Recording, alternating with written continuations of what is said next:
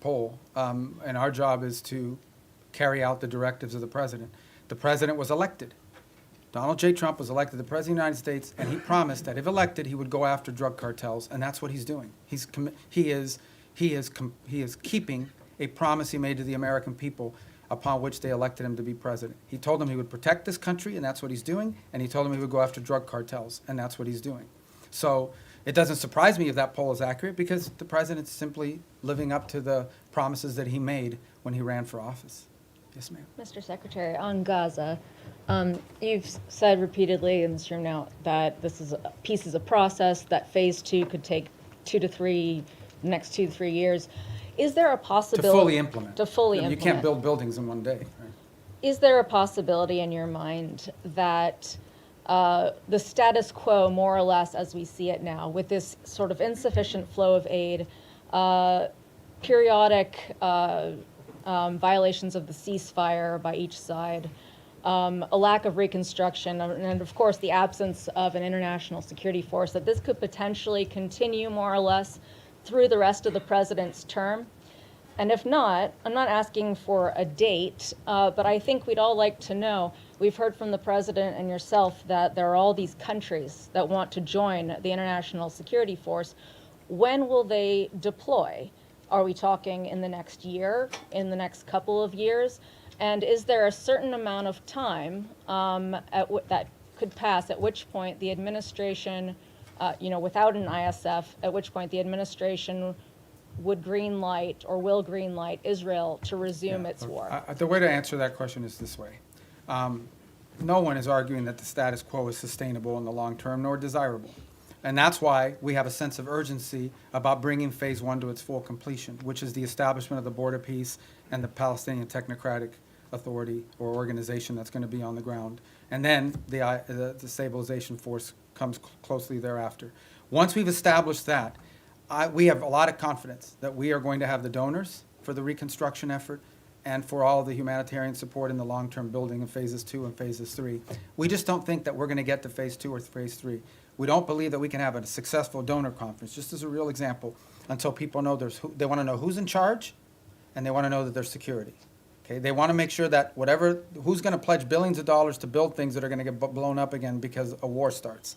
So they want to know who's in charge, and they want to know that there's security, and that there'll be long-term stability. So no one would argue that what we have in place now is sustainable in the long term. We have to get to the completion of phase 1.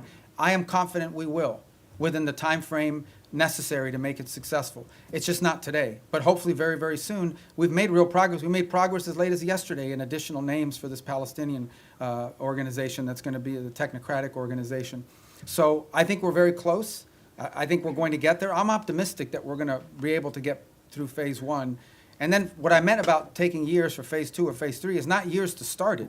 I'm just being, to rebuild a place, to put buildings and rebuild an economy, it takes time. You'll have the donors, but you still have to have the equipment. You got to build. You have to do all that sort of thing. This is a long-term project. Phase 1 is not a long-term project. It has to happen. I'm confident it'll happen within a time frame that makes it successful. We're very committed to it, and so is everybody else.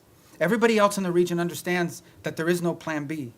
If this doesn't work, plan B or what's going to happen is a new war, and no one wants that. No one wants that. So, Mr. Secretary, are you going to be able to tell us in the next year who is going to secure Gaza and it'll have to happen who is much. going You're to talking about the disarm? stabilization force? Yes. Yeah. Oh, that'll have to happen much more than a year from now. That is the completion of phase 1. When we get through the establishment of the stabilization force, border peace, Palestinian group, stabilization force. All those things happen, boom, boom, boom, 1, 2, 3. They have to happen very quickly, not a year from now. This is something we're aiming at very soon. It's what we're focused on right now like a laser.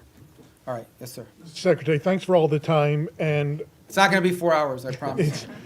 We're getting It's an hour and a half. you see the press corps is hungry for engagement here. I hope the State Department will return to regular press briefings soon. You got a great spokesperson's unit over there that's more than capable of handling it. A couple quick questions. The President directed you through executive order to explore sanctions of sectors and chapters of the Muslim Brotherhood. Qatar is ground zero for the Muslim Brotherhood. This administration obviously has a very close relationship with the Qataris. How do you confront the Muslim Brotherhood without confronting the Qataris? That's my first question. Second question is on UNRWA. There's a report that the State Department is in deep discussions about possibly sanctioning UNRWA. What's your mindset on that? And do you feel there is any role for UNRWA absent humanitarian aid delivery in the future? I think we can deliver humanitarian aid without UNRWA. I think UNRWA is a corrupted organization that's unsalvageable, period. And I think our policies reflect that. On the first point that you talked about, I think we'll have some announcements, and not today, early next week, on Muslim Brotherhood. Designating groups there's a series of internal steps, despite what people may or may not perceive. There are things we have to meet, criteria we have to meet, information we have to have, boxes we have to check, legal reviews that have to happen, and that takes time. So, but I think there'll be announcements very soon on that, probably as early, if not today, early this next week. Do you expect pushback from the Qataris? Well, I'm not going to comment on which segments of the Muslim Brotherhood. As you know, there are different chapters, for lack of a better term, and individuals spread throughout the world. But the president's issued his executive order, and we're working through the execution of it. And we'll get to what we need to get to. A lot of this obviously depends, from a legal review standpoint. You have to have certain information that you can cite in order to justify the designation. So we're working through that. We'll have some announcements next week, and they won't be the last announcements that we Thank you, have. Mr. Yes, sir. Yeah, Mr. Secretary, thank you for doing this today. This conversation between my colleagues and yourself paints a seemingly chaotic and hostile world at times. So very simply and generally put, what do you believe is the biggest threat facing the United States today? I don't know we live in a world where we have a single threat that we can identify. I think there are multiple things that you look, both short-term and long-term. As I pointed to in the hemisphere, in our own hemisphere, closest to home geographically, it's the growing, the rise of and the power of transnational criminal terrorist group who are destabilizing nation states throughout the region and pose a direct threat to the United States through overthrowing governments, destabilizing these governments, leading to mass migration, and certainly the trafficking of drugs, and also providing fertile ground for potential, outside of hemisphere actors to act within our hemisphere in the long term. That's a major threat. I think we face some challenges. And we know the United States industrial base, the United States supply chains become dangerously dependent on other countries for many of the things that are elemental and critical to our, not just sustaining what we have, but building the economy of the 21st century. And so building up our industrial base and diversifying our supply chains are a critical threat that the United States needs to confront. I think related to that, not directly related to the Department of State, but somewhat related to the United States, is building up our defense industrial base as well. One of the challenges that we face, and so does much of the world, certainly in the West, is the ability to build weaponry at a scale and scope necessary, not just to deal with the threats of today, but to innovate and develop those tomorrow. It simply just takes too long to build up defense articles, get them to market in a timely fashion. And not only do we complain about that, but we have allies who want to buy things from us that we just haven't been able to produce fast enough. And so the president's made that a priority to confront. I think beyond that, I think you would argue that in the big picture, long term, we have to understand that the United States has interests in every part of the world that are related to these two threats. In the case of Africa, we see countries that have extraordinary opportunity to develop economically, the youngest population in the world, and the United States wants to have relationships, both commercial and personal, with many of these nations as they emerge in their own right into an era of prosperity. And we want to be there to help assist in that if possible. We want to make sure that American interests are taken into account. Unfortunately, there are many countries around the world that in the past have had to rely on predatory practices of other countries to receive stability, to receive funds necessary to build infrastructure or what have you. We want to make sure that American businesses are at the table offering alternatives, be it in telecommunication, be it in artificial intelligence and technology, be it in basic infrastructure. So there's a lot of things to uncover and unpack, and I think in the long term as well. And I think our national security strategy reflects a lot of this. So I wish we lived in a world where we had one major threat. Many of these are interrelated. Yes, sir. Thank you, Mr. Secretary. I was going to ask my questions in Calibri, but since you do not Wow. communicate that I in that speak Times New anymore, Roman, I so- am. I'm going to ask in Times New Roman instead. Sorry about the Dolphins. That's all right. I know that you don't want to predict anything, but whether you're at these meetings in Miami, obviously not today, but maybe tomorrow, do you think that there's any chance of having some kind of announceable progress before New Year? In other words, are we going to be working on New Year's Eve? We might be, if it's necessary and productive. We're going to work as long as it takes. Okay. And by the way, these are the meetings you know about, but there's talks going on every single day. There was a meeting earlier this week in Berlin. There's phone calls every day There's phone calls every day, be it with my counterparts that are national security advisors, or my counterparts that are foreign ministers, or what Steve is engaged in, or what Jared's been engaged in, or what even at the diplomatic level, there are days where it's Matt Whitaker, our ambassador to NATO, that's involved in a conversation, or one of our ambassadors, ones in the nation states that are relaying back a conversation or involved in one. So there's work happening every day, all the time, probably around the clock. Not just on Ukraine, but on all these other things. Okay. And then But these are the meetings you know about, and everybody kind of focuses on them as big events, but there's work happening all the time that lead up to those meetings and follow those meetings. As far as predicting a timeline, look, I'm not going to do that. This is a difficult task. It's an important one. We're focused on it. We want to get there as soon as possible. Okay, so, and then obviously Gaza and Ukraine are still works in progress, but of the peace agreements that have been reached so far, 2 of them are in obvious trouble, right? You know, obviously which ones they are: Cambodia, Thailand, DRC, Rwanda. In retrospect, and I know that work is being done to try and resuscitate these, but in retrospect, do you think that the administration, the president, but also others, declared victory on these No, too early? I mean, this fighting, for example, with Thailand and Cambodia did stop. Both sides have made commitments in writing that they signed. Those commitments today are not being kept as a result of both sides claim grievances against one another. And so the work now is to bring them back to the table. The ASEAN ministers will be meeting on Monday. I had a call yesterday with my Thai counterpart and intend to do the same, and we've been involved, the president, in conversations this weekend. And our hope is between now and Monday to work to bring everybody back to compliance with the agreements that were made. In the case of the DRC and Rwanda, we have signed commitments from both sides. Those commitments are not being met.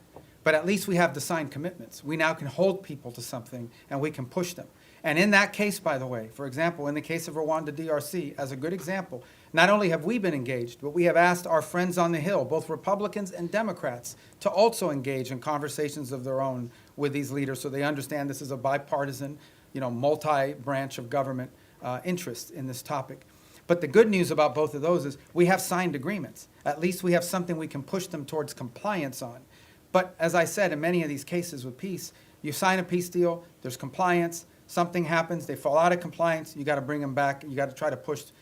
But at least instead of negotiating something new, you're simply trying to now push people back to compliance with what they already agreed on. So I think these were achievements. In the case of Cambodia and Thailand, it actually did stop fighting.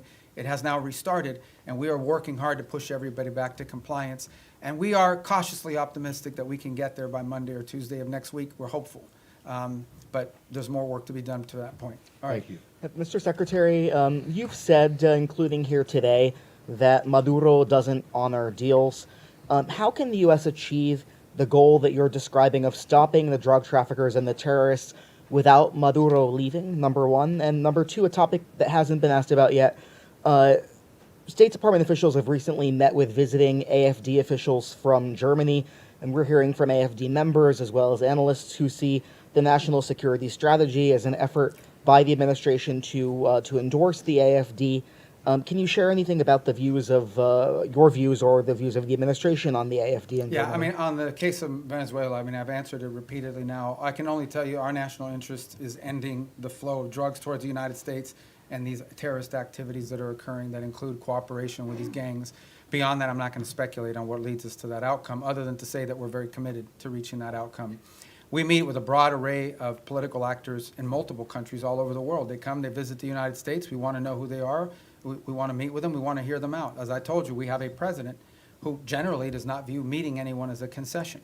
So there are broad political actors. We've met with broad political actors from different parts of the Western Hemisphere as well, and broad political actors from different parts of the world. So I think it's important, and part of our job is to understand the full political spectrum of countries around the world, including countries we have alliances with. I would say that many of our allied countries, they meet with Democrats and Republicans, and sometimes libertarians or whoever. Who are political figures that travel overseas, they also have meetings with them. So part of the job of the State Department is to inform the administration about sort of the internal political dynamics of the countries that we have alliances and partnerships with. Because in the end, we don't know what the outcomes of elections are, but understanding that the internal political climate of individual countries is a key part of determining how we approach and pursue public policy in partnership with them.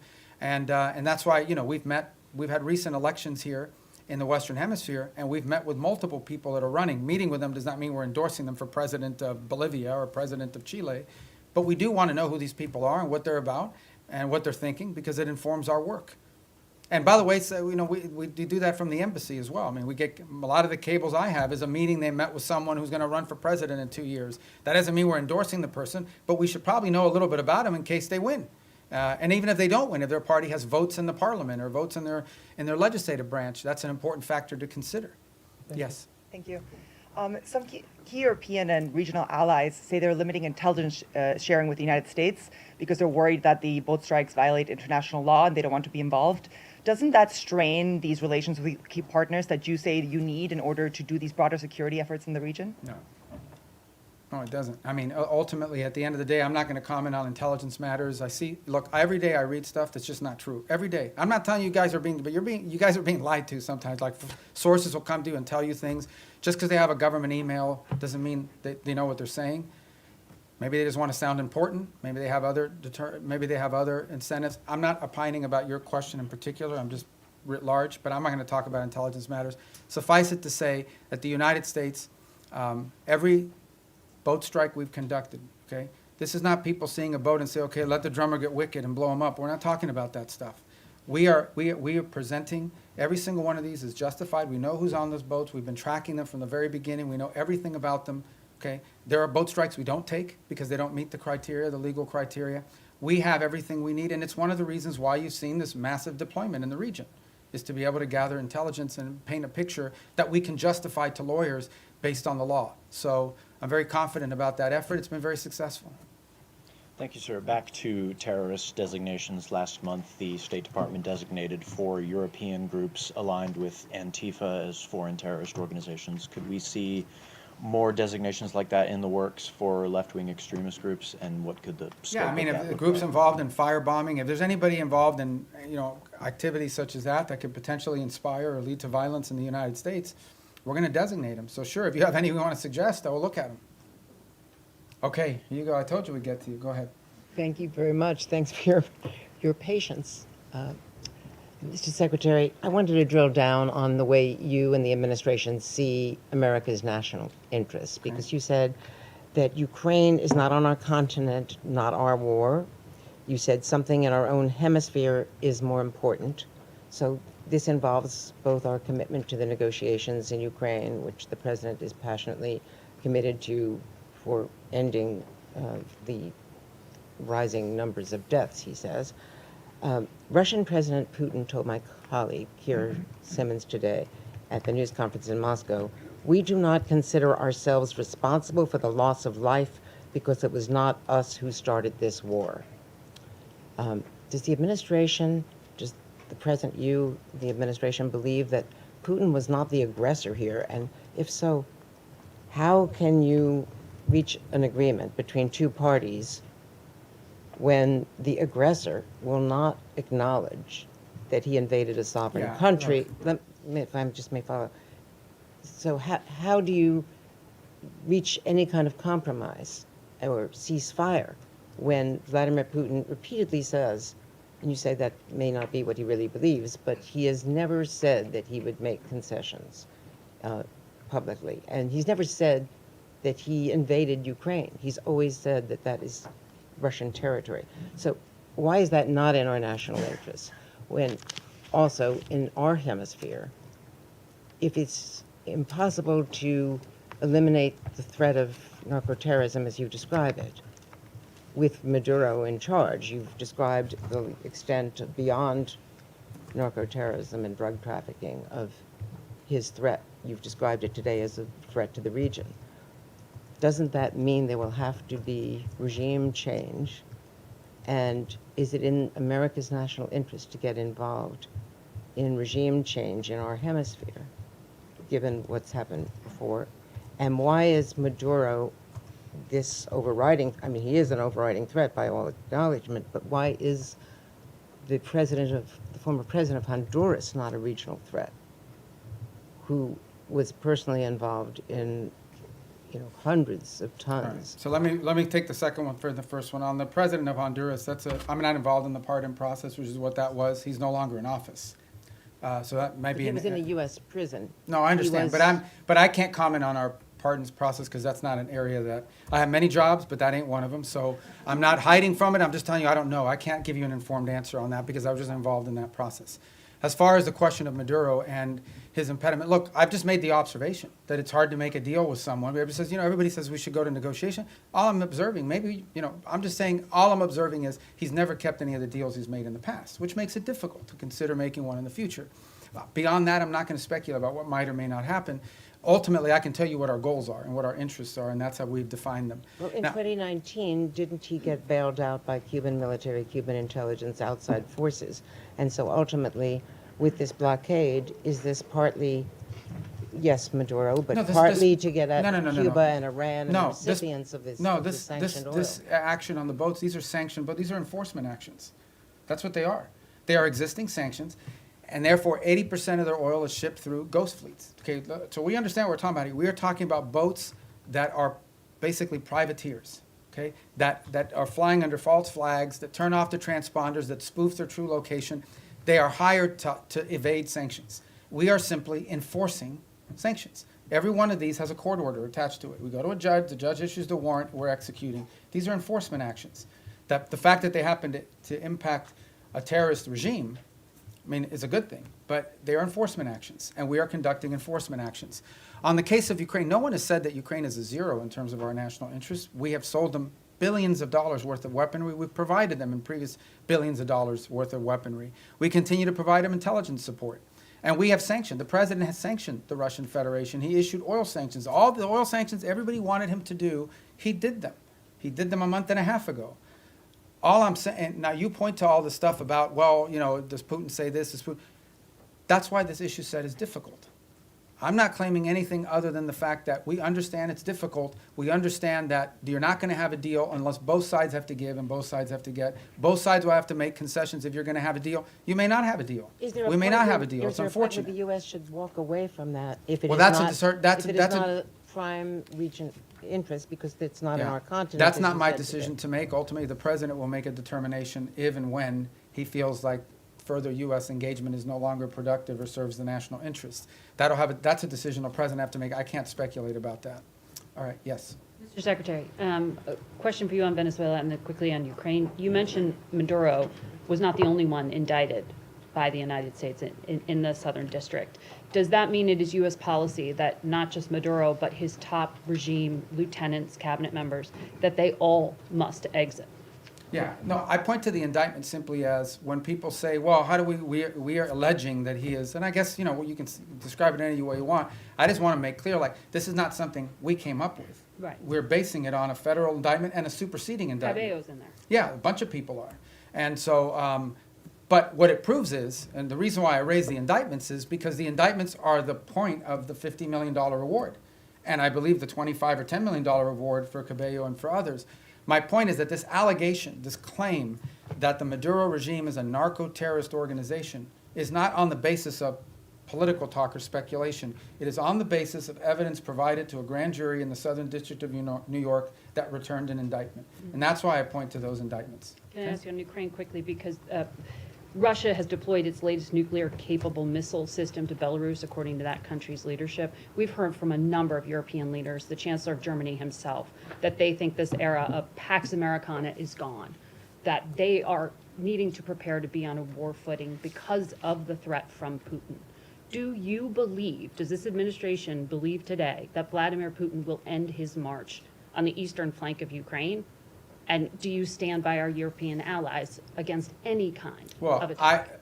Look, we have heard the same concerns from our allies in NATO. It's why we are in NATO. It's why we meet with them. It's why we talk to them all the time. I've spoken to Mark Rutte this year probably 40 times, and he's spoken to multiple people in our administration as well, multiple times. He's been here multiple times. He speaks to the president directly. It's why the United States basically is over 50% of NATO, both in troop commitments and in financial commitments as well. It's why we remain in NATO. It's why the president had a very positive visit in NATO. in the end, that's why we're in this alliance. And that's why Article 5 in the NATO alliance is important, and the President has reiterated that. We think it's a very strong deterrent against any of these fears or concerns that any of our allies in the region may have. And the President's been clear that we are committed to NATO, we're committed to the alliance, and our commitment isn't just rhetorical. Our commitment is in action, in the troops that have been deployed, in the monies that have been spent, in the capabilities that are located, in the cooperation and work that we do every single day with our NATO allies. The only thing we're asking for, which is not unfair, is for our partners in the alliance to improve their own capabilities. Because the more capable our allies in NATO are, the more capable NATO is. But are We're you going to saying keep these doing our allies part. are- We just want them to do more. And they've committed to do more. But these allies are saying that they are concerned now. Sure. And that's why we have NATO. So nothing has changed? Pax Americana, what the Chancellor Oh, I don't Germany know. said I that don't know they- why he's saying that. You'll have to ask him why he's saying that. The truth of the matter is that NATO is the key defense alliance and agreement that has provided stability on the European continent. We believe it is stronger today than it's ever been because our allies have committed to increase their own defense spending. The more capable our allies are, we've already made our commitment. We've been spending billions and billions and billions. It's the single biggest part of the largest government budget in the world is defense spending in the United States. So we've already done our part, and our part isn't just rhetorical, it's real. We have troops stationed there, we have capabilities there, we have weapons we've provided our partners in the region as well. We believe that if you want a strong NATO, you want your allies in NATO to be stronger. The more capable our allies in NATO are, the stronger NATO is collectively. And that's why we're very pleased to see them make that commitment of 5%, with the exception of Spain. And that's why the President left our NATO gathering earlier this year so enthusiastic about the future of NATO and about our role in it. And in fact, that's why the President's been working with NATO countries on the Pearl program, which is what's providing weaponry to the Ukrainians today.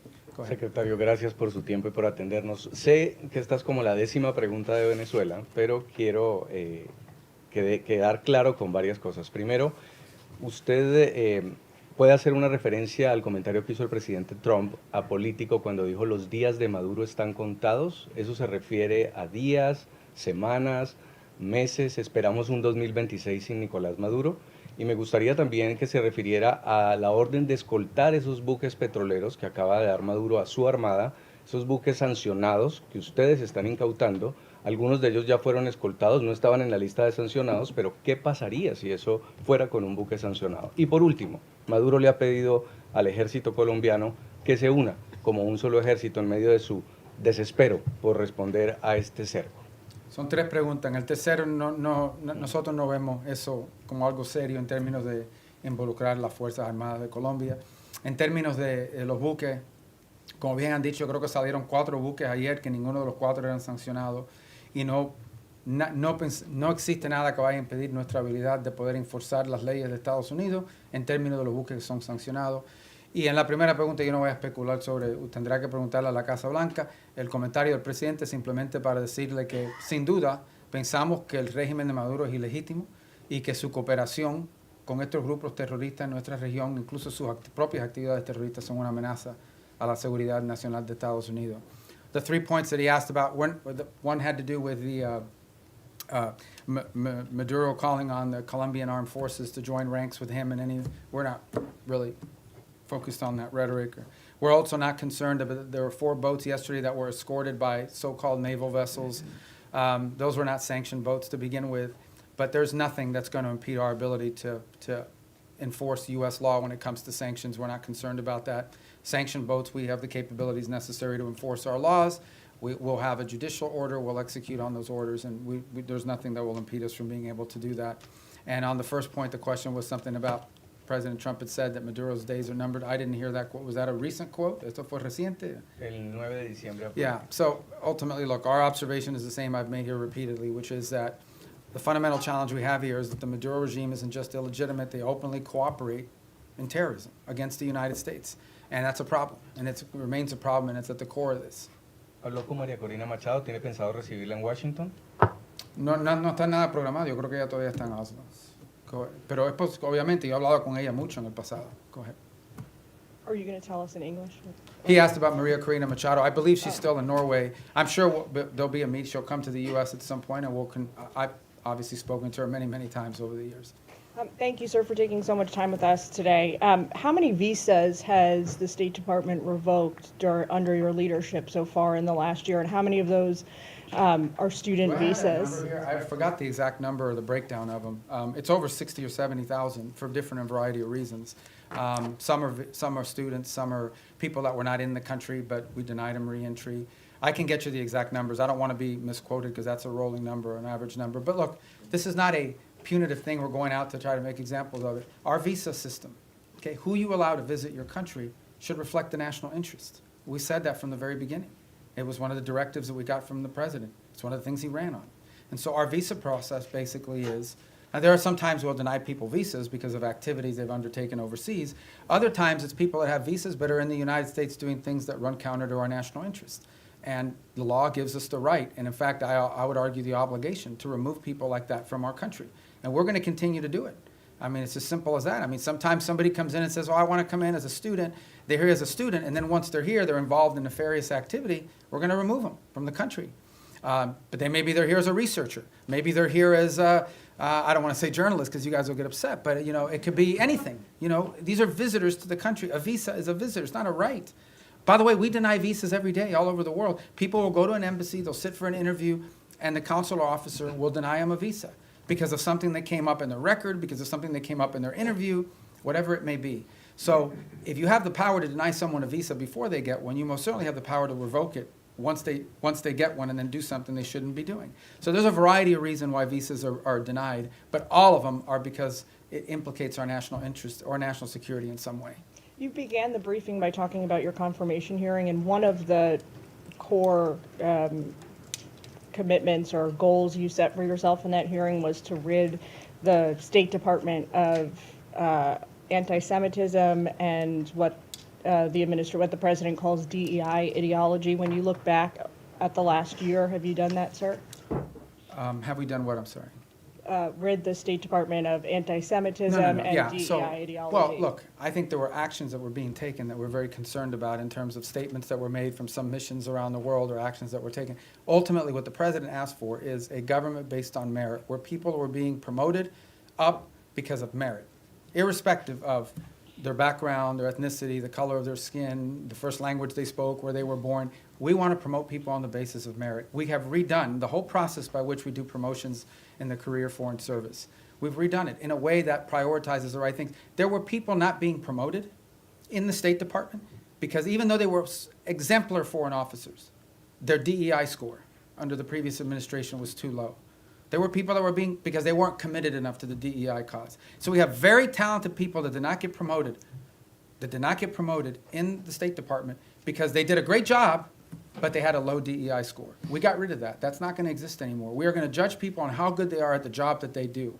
And by the way, we're also opening to promoting people, not just based on seniority. We have some very talented, and I say junior officers, like 10 years, 15 years is considered junior around here. They're very talented. If we don't promote some of these people, we're going to lose them.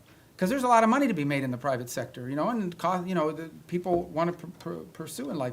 If people don't see upward mobility where they work, if they don't see the opportunity that by working hard and being successful, I'm going to be able to get ahead, they think they're reading roadblocks, they may leave and go work for another agency or outside of government. So we want to promote good people on the basis of merit. And I do think we have made changes. In fact, I just today approved a list of foreign service promotions for the president to submit to Congress. And it's on that new basis. So I'm really happy with that program. And look, we'll tinker with it. We'll improve it as time goes on. But we thought it was critically important that people be promoted on the basis of merit and skill and not on all these other things, and certainly not on a DEI score. Thank you. Thank you, Mr. Secretary. Given that the Brown University and MIT shooter entered the U.S. with a diversity visa and Secretary Noem has since paused the program, is the State Department looking into considering pursuing permanent changes to the green card system, like changes to eligibility rules? Well, I haven't had a chance to talk to her. I know they suspended that program because they want this. And the reason why you suspend this program is not because you argue everybody who came in under that visa is a bad person and is going to shoot a place up. It's because you want to determine whether there's something in the vetting of that program that's insufficient. Is there a systemic problem in how those decisions are made that needs to be addressed? So I think it's wise to suspend a program until you understand whether there's a deficiency in the program. So you just had a guy that came in through a certain route. You suspend the program to figure out whether something that came up in the interview process should have been a red flag but wasn't identified, so you can fix that before you restart the program. So I would imagine that's the process we're going to go through as well. Okay, yes, sir. Thanks, Mr. Secretary. Thanks for all your time here today. An issue I believe is close to your heart, Cuba.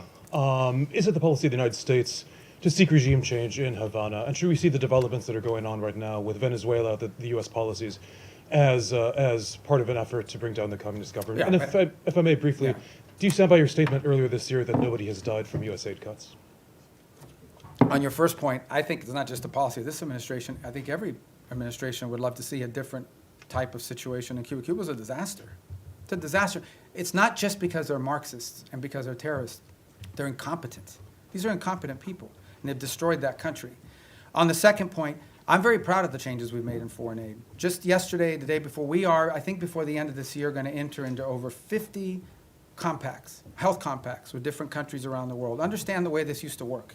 We used to go to a country and say, we're going to give you a bunch of money for your healthcare programs. And then we would go out and hire some NGO in Northern Virginia or whatever. They would take their 60% cut off the top for administrative aid. They would take another 20%. Before you knew it, just a portion of that money was even reaching these countries. In many cases, many of those countries, it is true. I heard somebody whisper that's not true. It is true. In many of these countries, the governments didn't even know how much money was being spent. We are now entering into government-to-government compacts with these governments. And the compacts are the following. Not only are they provided assistance, but they are being provided a plan to build up their own self-sustainment and their own abilities internally. So that in the long term, these countries need less aid because they can now do it for themselves. Some countries may take 5 years, some countries may take longer, but we're very proud of that, and the countries are very excited about that. I'm also very excited about humanitarian aid. It's interesting, nobody, you guys didn't pay a lot of attention to this, but this happened. In Jamaica, got hit by this hurricane. And everybody, I saw some articles, this is going to be a disaster, the U.S. humanitarian response is not going to be good. It was excellent. Perhaps one of the best humanitarian responses in recent memory in terms of what we were able to bring very quickly to bear in assistance to them, led by our embassy, but also led by the region. And by the way, it was also very helpful that we had a lot of military assets in the region that were able to assist in that as well. We recently had an event in Sri Lanka. Again, we were able to very quickly provide assistance, the assistance they needed. So we're it's still a work in progress. We're still building this out. But I think in the big picture and in the long term, when people look back at this, they're going to say that we redid foreign aid in a way that actually delivered aid more effectively and in a way that furthered our national interests, both. And a lot of it driven from the embassy level. The amount of control and power and influence that our ambassadors and our embassies will now have to help shape how foreign aid looks like in those individual countries is much greater today than it was when you had USAID sitting alongside them almost as an independent branch that oftentimes took actions completely divorced, completely separated from our broader foreign policy. Yes, sir. Thank you, Mr. Secretary. First, I want to ask a clarifying question regarding Venezuela. You mentioned you've spoken with the opposition leader repeatedly over the years. When was the last time you spoke with her? I don't recall. I mean, she was not in a place where talking was very easy. She was in hiding in Venezuela. Do you think there's a possibility we could be seeing a White House summit with her in any sort of future? I don't know. I mean, maybe. I don't know. I mean, nothing's been planned. And then shifting gears a little bit, the State Department mentioned earlier this year some free speech concerns, particularly in Europe. What are some goals you have in regards to that in 2026? Any countries or certain efforts that you have? Well, I mean, broadly, we're concerned about any place, first and foremost, where American free speech could be implicated, right? Are we going to live in a world where some American puts up a social media post and then gets to some airport somewhere and is arrested? We're also concerned about the impact that some of their policies are having on our social media platforms. As you recently saw, X is facing this massive multi-million-dollar fine that they're going to have to pay, I guess, if they want to continue to operate. But I think more importantly, I think it touches on the broader question that was asked a little bit earlier. We all talk about how these alliances, in many cases our alliances with our European partners, are built on our common principles, our common values, as much as anything else. These aren't just a geopolitical arrangement. It is an alliance with like-minded countries with whom we share values and principles. And one of those values and principles, we hope, is freedom and the freedom of expression. And we're concerned that that is eroding. Okay, thank you, guys.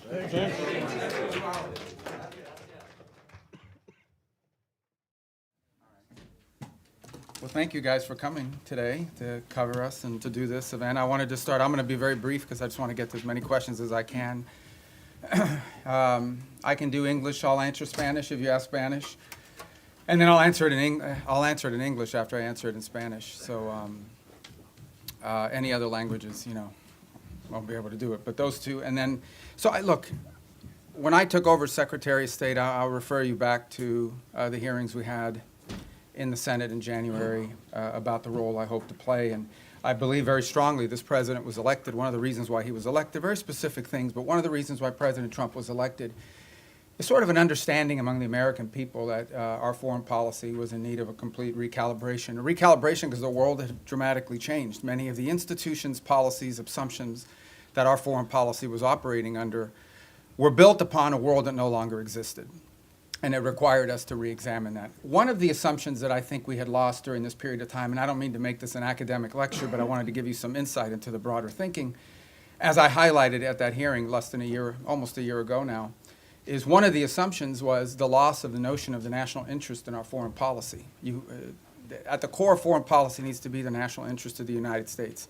Now, that doesn't mean that there aren't issues and things we care about in the world, but at its core, the core principle of the national interest, the core principle behind our foreign policy needs to be our national interests. So you have to, first of all, define what is the national interest, and then you have to apply it. We defined it as we are in favor of foreign policies that make America safer or stronger or more prosperous, hopefully all three, but at least one of those three. And then it requires you to prioritize. Even the richest, most powerful and influential country on earth has limited resources, has limited time. And it has to be able to dedicate those resources and time through a process of prioritization. That includes geographic prioritization. It also includes issue prioritization. And that's what we intend to do here. Then you have to have the mechanisms of foreign policy to deliver on it. In essence, you have to have a Department of State and a National Security Council and all the elements of U.S. foreign policy influence and power to deliver, to identify and then deliver on those priorities. And that's what we've attempted to do here, and I think we're well on our way to doing it. There's more work to be done. There's things we will improve upon. But generally speaking, it was the genesis behind the reorganization of the department, oftentimes applying reforms that secretaries of states of both parties, appointed by presidents of both parties, have long sought to do. And we're very proud of that going into effect and continuing to work forward. I think we generally avoided, massive disruptions to our operation, although any transition involves some disruption. But we're very happy with the way we empowered our regional bureaus, meaning our embassies and the folks at the desks here behind the regions have become more empowered and having influence over every element of our foreign policy, particularly how it's applied tactically. At the same time, one of the things we looked at is foreign aid. Foreign aid is not a separate activity of the United States government. It is an element and a tool of our foreign policy, and it should be used for the purpose of furthering the national interest. That doesn't mean we don't care about human rights. That doesn't mean we don't care about starvation. That doesn't mean we don't care about hunger. That doesn't mean we don't care about humanitarian need. What it does mean, however, is that even foreign aid, which is not charity, it is an act of the U.S. taxpayer. Now, American charities are free to give their money to whoever they want, as long as it's not a sanctioned entity. But the United States and the taxpayer money should be spent in furtherance of our foreign policy, should be spent in places and on things that further our foreign policy, and even that is not unlimited. We have a limited amount of money that we can dedicate to foreign aid and humanitarian assistance, and that has to be applied in a way that furthers our national interests, and that's what we have sought to do as well. And in that endeavor as well, we have empowered the regional bureaus and our embassies to play a dramatic role. In fact, they are not just the implementers of this. They, in many cases, are the ones that are suggesting and are leading the response. And so bringing the tools of foreign aid underneath the umbrella of our broader foreign policy has been an important and dramatic reform. Even in the midst of all that, we remain engaged around the world, including in conflicts that perhaps are not central to everyday life in America, but the president has made it a priority to be a peacemaker. And so you've seen us engaged, whether it's Russia, Ukraine, or India and Pakistan, or Thailand and Cambodia, which is an ongoing challenge, or the tragedy we see now in Sudan, or the potential for further strife in South Sudan and that falling apart. I mean, no matter Armenia and Azerbaijan, we are always looking for opportunities, if possible, to play the role of a mediator that brings about the avoidance of war or the ending of conflicts. And obviously, in many of these cases, you can get people to the table and agree, and then there's the implementation process. And so we've made progress in many of these, particularly in getting them to agree to certain conditions. Obviously, it's ongoing work to make sure that those are implemented and applied. And some of these, conflicts have deep roots that go back many, many years. But we are prepared to be engaged and helpful in ways that perhaps other nations can't. We've been viewed as indispensable in that regard, and it's a role the president takes great pride in the promotion of peace around the world, and something he deserves a lot of credit for. He is personally engaged in all of this. Obviously, the big one was the situation with Gaza, which again is ongoing. There is now a ceasefire. There's that war is no longer going on at the scale and scope and all the other things that were going on before. But obviously there's more work to remain. We are still through the process of trying to implement phase 1 and lead to phase 2 and phase 3. That is a long-term project, some of which will extend beyond the 4 years of this administration, but I thought was a very important achievement as well. So we have a lot to be proud about. I know you probably have some specific questions, and we can get to those, but I wanted to let that, lay that out as the preface and predicate for everything we're going to do today. So I'm going to start. How do I start? I'm going to start from the back row forward, and then I'll just juggle in between. I'll be here pretty long, so we'll get to everybody. Don't get desperate. Don't get wild. All right, I'll start with this gentleman with the white hair in the back. Yes, sir. Ask you about Gaza. U.S. wants Pakistan troops to be in Gaza. Has U.S. got a consent from Pakistan that they will be sending their troops in Gaza for peace building and peacemaking? Yeah. Well, look, in fairness to all the countries we've talked to about being and having a presence on the ground, I think they want to know specifically, what the mandate, what the specific mandate it was, the funding mechanism looks like.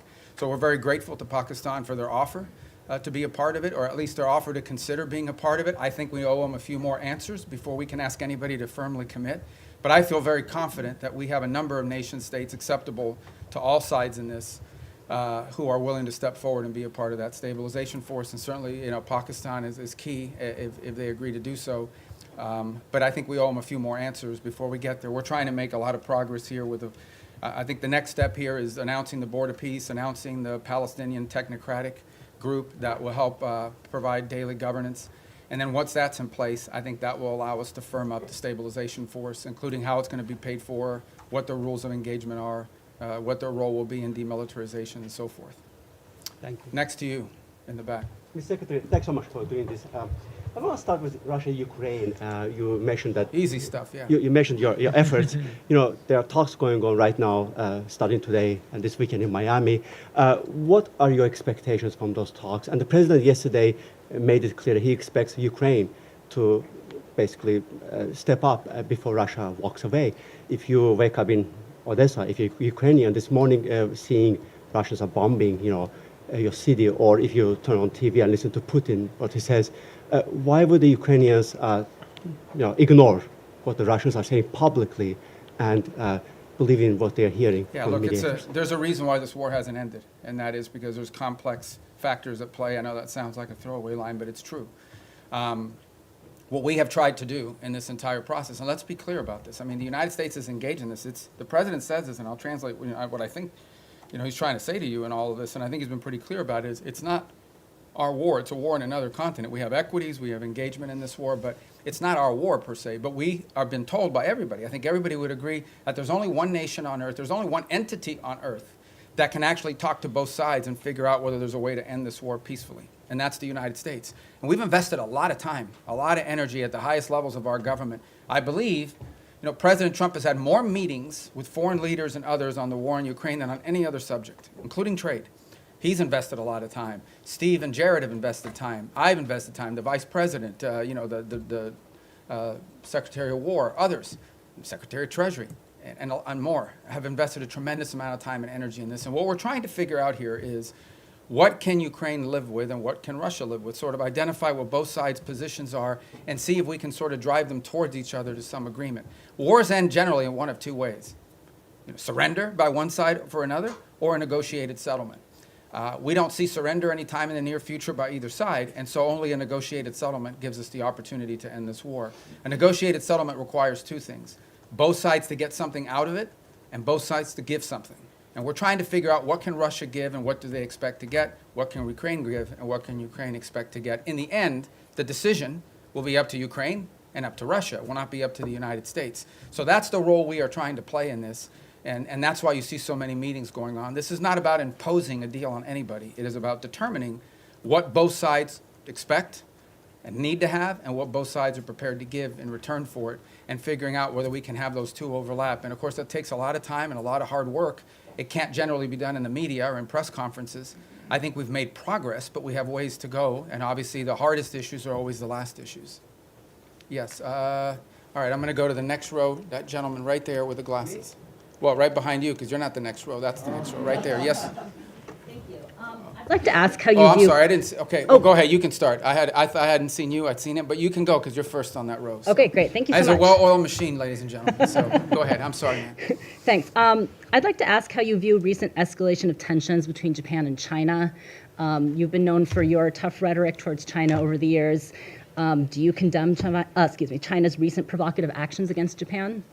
Yeah, no, I think I've been nice to China, in terms of the work we have to do with them. And I had another job. My job now is I represent the President of the United States and the United States in foreign diplomacy. And I think we've made good progress with the Chinese. The Japanese are a very close ally of the United States. I think these tensions are pre-existing.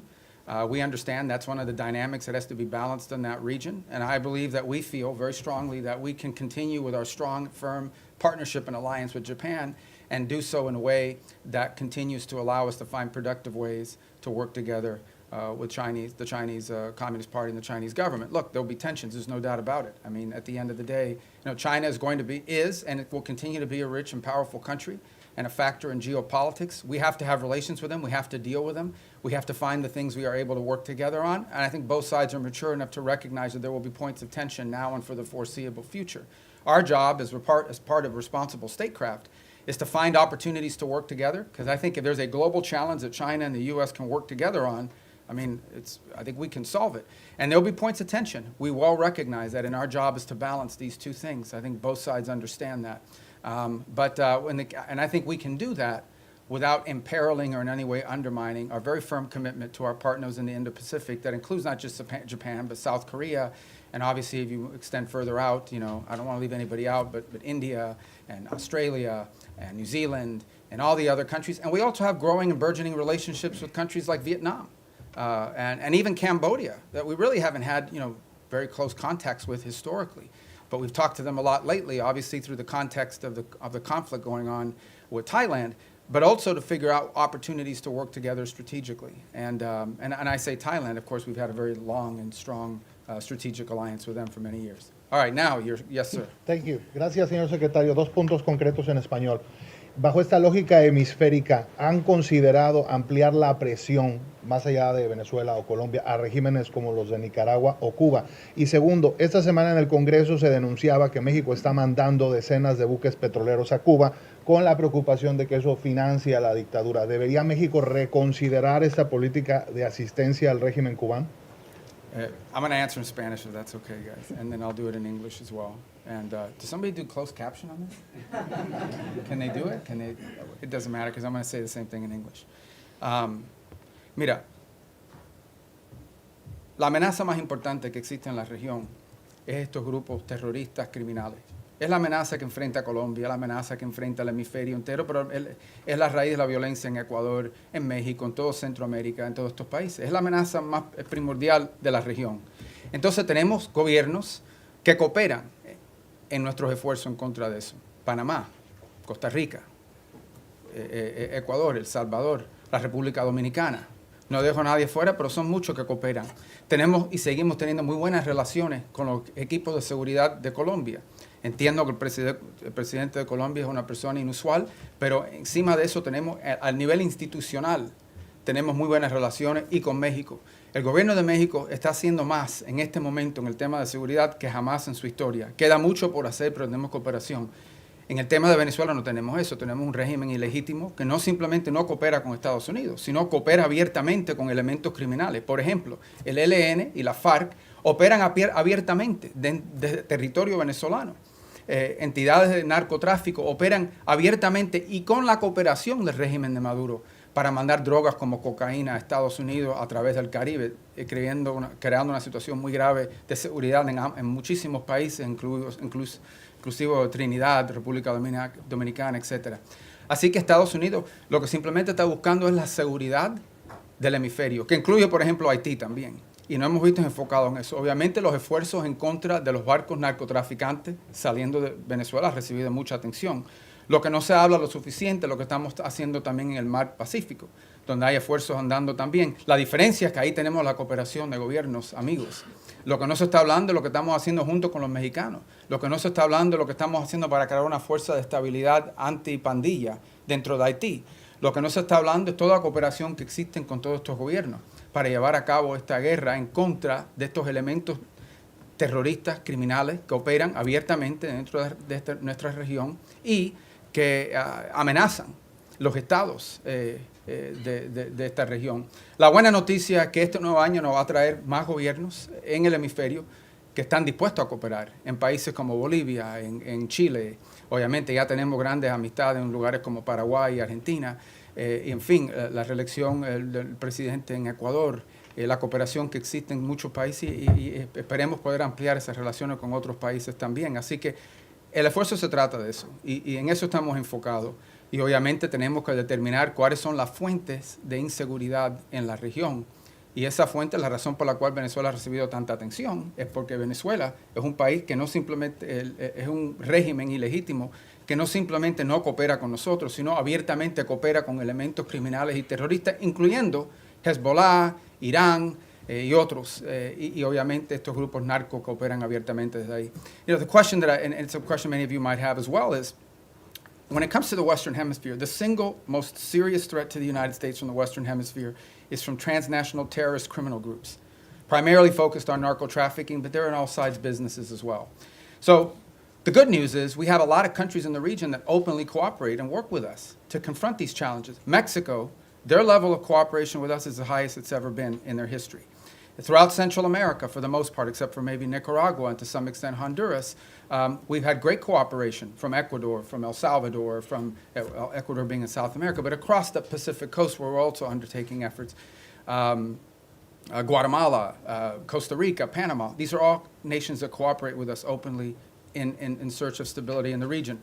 You move to the Caribbean basin, in Trinidad, in Guyana, in Jamaica, in the Dominican Republic, countries that openly cooperate with us. Even Colombia, despite its unusual president, has institutions in that country that work very closely with us, and those ties remain unimpeded and unaffected.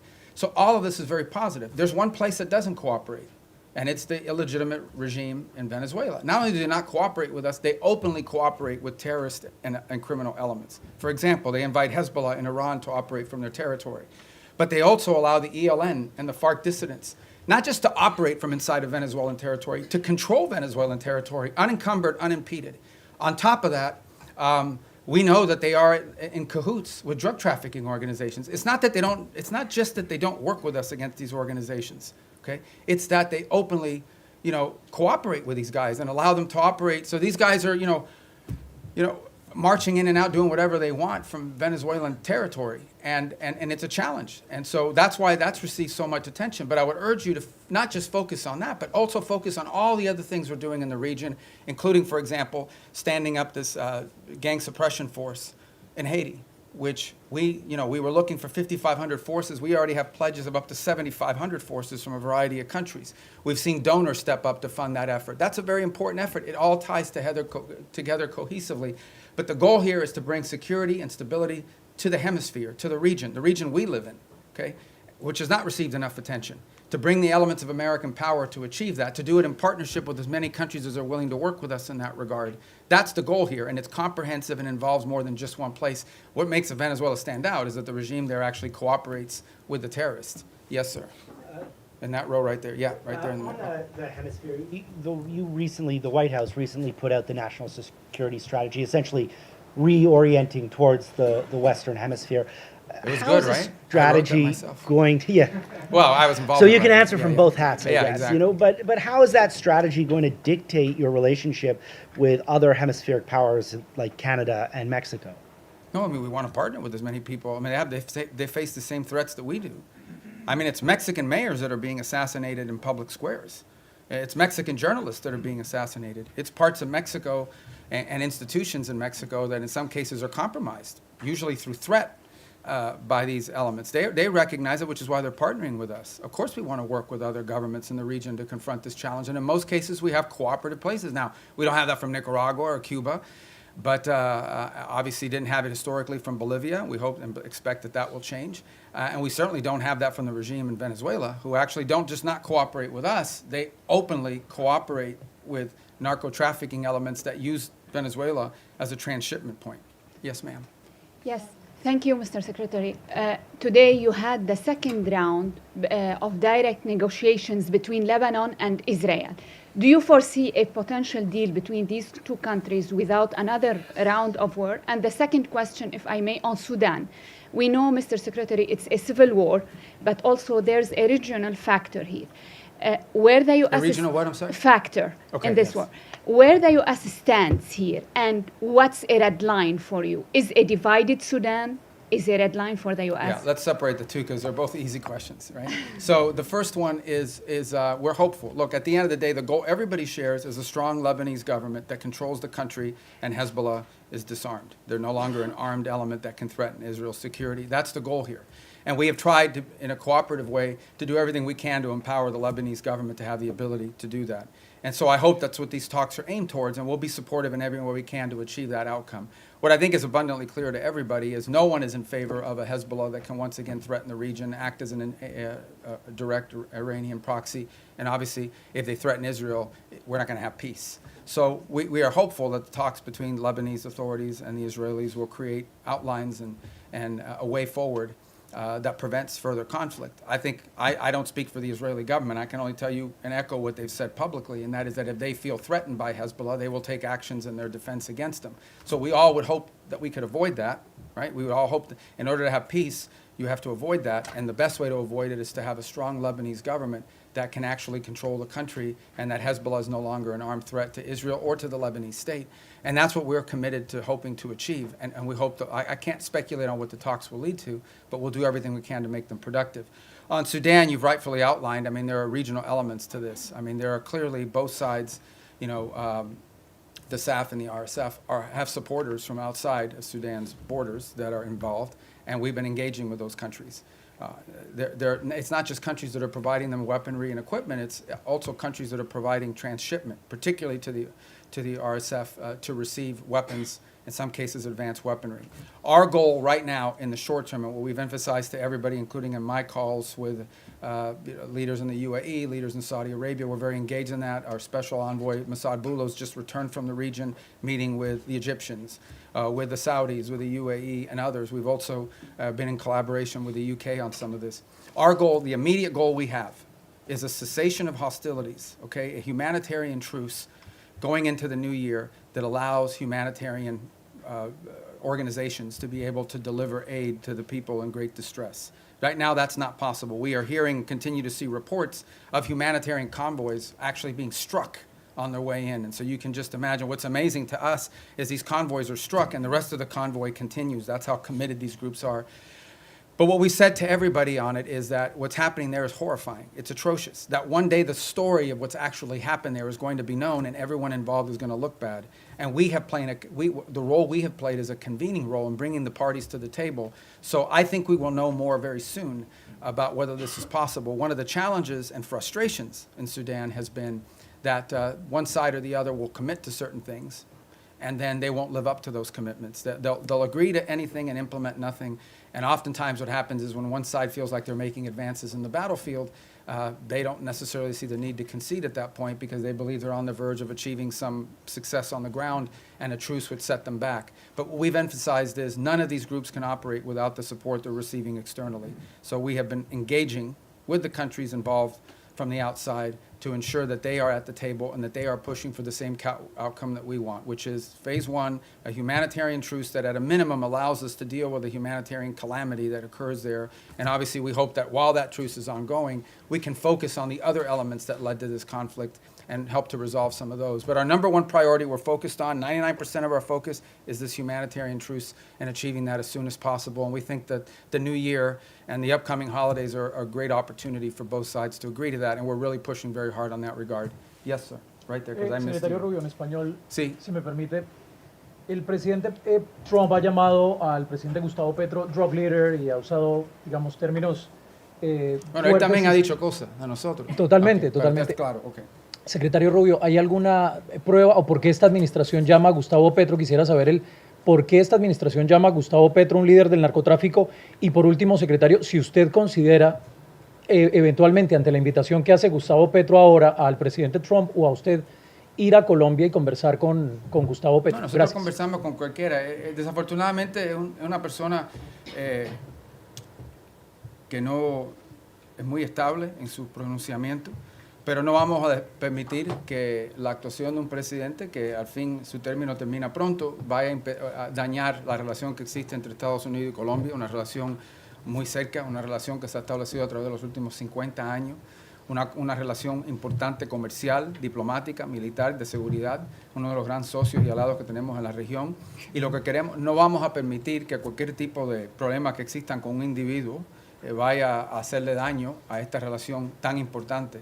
Esperemos que en el futuro exista la oportunidad de tener más cooperación a los niveles más altos del gobierno colombiano, pero no vamos tampoco a dañar, o no queremos dañar, a todas las relaciones que tenemos y los enlaces que tenemos, incluso con individuos en el cuerpo legislativo y también con oficiales electos al nivel local, muchísimos alcaldes y de diferentes lugares dentro de Colombia que también tienen muy buena relación con Estados Unidos y la amplia y estrecha relación que existe entre nuestros pueblos también. The question is again by Colombia. I said, look, we're not going to let sort of the pronouncements of an unstable individual over there to impact. We don't want to let it impact our broader relationship with Colombia. It's an important relationship, an important alliance. It extends through commercial, people to people, cultural, obviously security and stability, all of these things.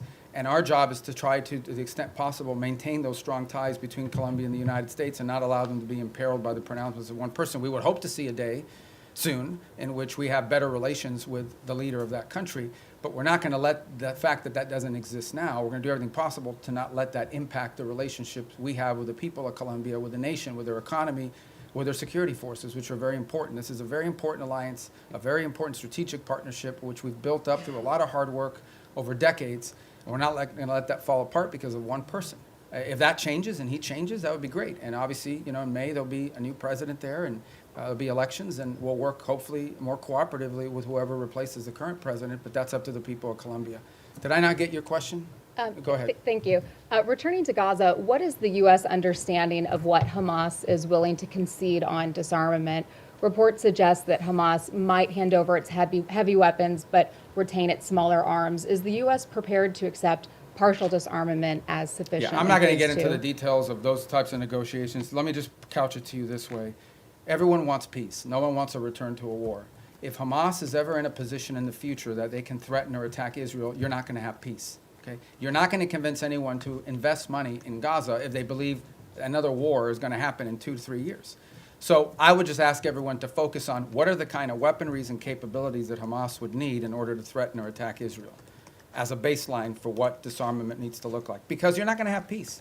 If 2 years from now Hamas is launching rockets or killing Israelis or carrying out, God forbid, another 7th of October type terrorist attack and so forth, you're not going to have peace. So who's going to invest in a peace? Who's going to invest in rebuilding a place that's going to get destroyed again in a future war? So that's why disarmament is so critical. Now, what that entails, we're going to leave that to the technical teams to work on. It would have to be something, obviously, that they're willing to agree to, that our partners can push them and pressure them to agree to. It also has to be something that Israel agrees to. In order for that to work, both sides have to agree on it, and we need the space to do it. But that's the way to think about it.